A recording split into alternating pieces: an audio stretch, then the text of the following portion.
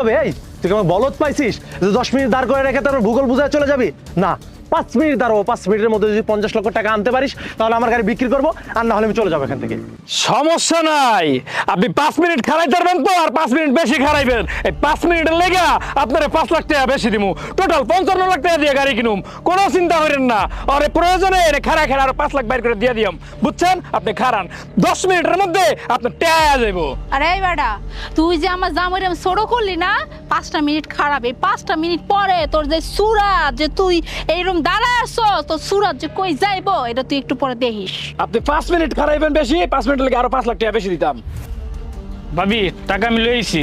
স্বাধীন তুই আয়া পড়ছস, তুই জানোস? হ্যাঁ এই বেটা তোর বাইরে কত অপমান করছে। হ্যাঁ এই বেটা তোর বাইরে কি কই জানোস? তোর ভাই নাহি দিনে কামায় 2 থেকে 300 টাকা। এই বেটা তো জানেই না তোর ভাইয়ের কত টাকা আছে।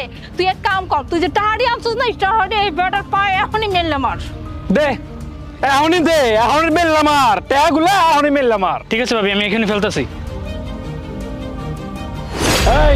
এই টাকা গুইনা লন, এরপর গাড়িটা তাড়াতাড়ি দিয়ে দেন।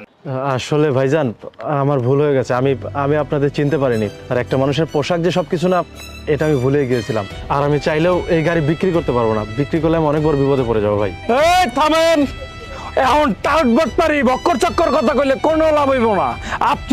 আপনি আমার আত্মসম্মানে আঘাত করছেন। এখন এই টাকা আনছি, এই টাকাগুলা ভালো করে গুইনা নিবেন, গাড়ি বুঝাই দিবেন। আর যদি এখন গাড়ি বুঝাই না দেন, আপনার এনে করে গেছে লোকে বাইন্দার হম কয়ে দিলাম। জামাই থামো তুমি।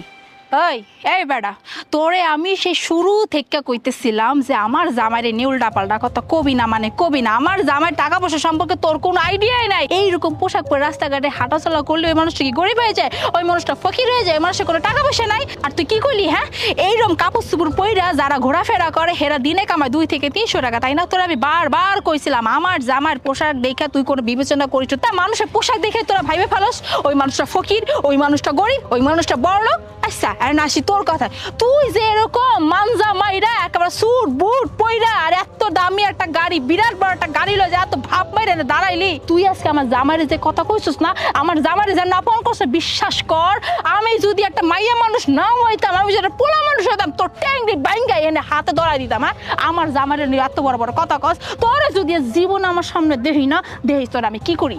বউ বাদ দাও, কি ভাবছেন? হ্যাঁ কি ভাবছেন? এই যে কান্দে কোদাল লয়া হাড়ি আর এই পোশাক আশাক পরে দেখা আপনি যে অপমান করে কথা কইছেন, আমারে অপমান করছেন, আমার বউরে অপমান করছেন, আবার কি কইছেন এই পোশাক আশাক পরে ঘুরি। শুনেন, এই পোশাক আশাক পরে ঘুরি দেখা মনে করেন না আমগো কাছে টাকা পয়সা নাই, মানুষকে পোশাক আশাক দেখে বিবেচনা করেন না। শুনেন, আমার নামে 3600 বিঘা জমি আছে।